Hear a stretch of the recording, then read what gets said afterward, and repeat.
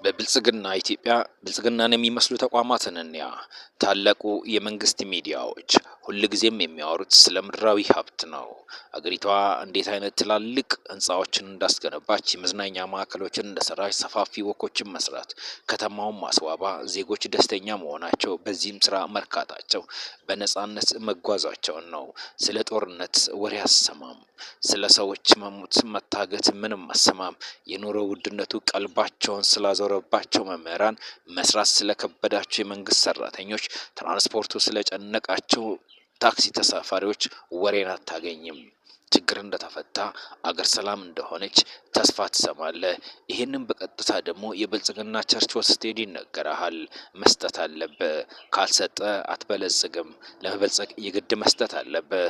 ወደዚህ ስትመጣ ደግሞ ሰዎች ገንዘብ እያዋጡ ነው። ኮሪደር ለመስራት፣ ቀለም ለመቀባት፣ ትላልቅ ስራዎችን የሚሰሩ